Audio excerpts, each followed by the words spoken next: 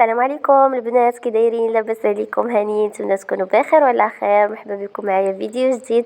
صراحه غبرت عليكم وطولت الغيبه بزاف، فرجعت لكم هكا ان شاء الله الى قدرني الله فيديوهات هكا اللي تكون مفيده ان شاء الله. عواشركم مبروكه، يدخل لكم رمضان ان شاء الله بالصحه والسلامه باش كتمناو. الفيديو ان شاء الله ديال اليوم يكون خفيف ظريف، غادي نشارك معكم هكايا المهم شويه ديال الحداقات. حكيت لامينيو قلت نشارك هكا فيديو، غنشارك معكم واحد لا مارك ديال الهاشوار، بما اننا دابا كلشي اليوم باغي يشري الهاشوار باش نطحنوا القمصو واش كطحان ولا لا، فقلت هي نشاركها معكم. هنايا اول حاجه البنات درت واحد الخلطه ديال الصابون البلدي والخميره ديال الحلوى. المهم هاد الخلطه كتخلي هكا الماعن او الحوايج ديال الالومنيوم هكايا كيلمعوا ملي كنحكوهم. اما راه ما كاينش شي حاجه اننا نديروا شي خلطه زعما وما نحكوش ولا غير نغسلوهم وغيكونوا يوليو يشعلوا، هذاك الشيء راه ما كاينش. ضروري البنات من الحكان ومن الشيكس وداك الشيء. هاد الخلطه البنات غير فقط كتخلي داك الشيء كيلمع وصافي. كما كتشوفوا هنايا البنات خلطتهم في واحد البانيو هكايا وصافي. غندوزهم كاع على المعينات اللي عندي خصني نحكهم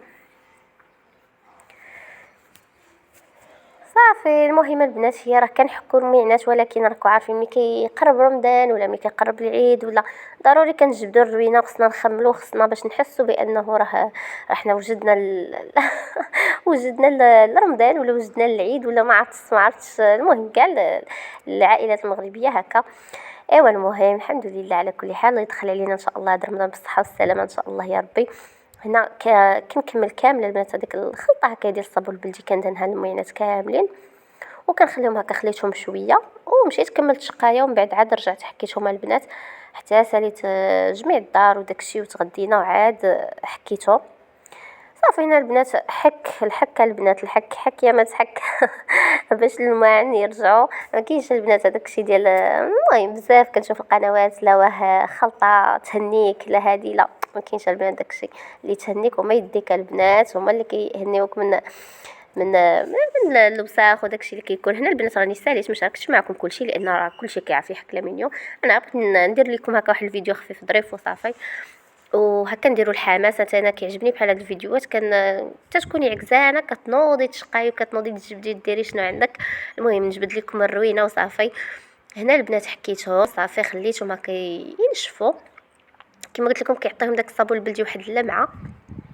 وهنا البنات قلت نشارك معكم هاد الهاشوار هذه. صراحه انا اول مره غادي ناخذها البنات، وخديت كرافت هذه ماركه المانيا. كنت غادي ناخذ كوكينغ، كان كلشي تيشكرها، ولكن الصراحه السيد اللي خديت من عنده شكر لي هذه، قال لي كوكينغ راه كاينه تدير 200 درهم، حتى هي فيها 3 يطرو، ولكن يعني ماشي شي حاجه.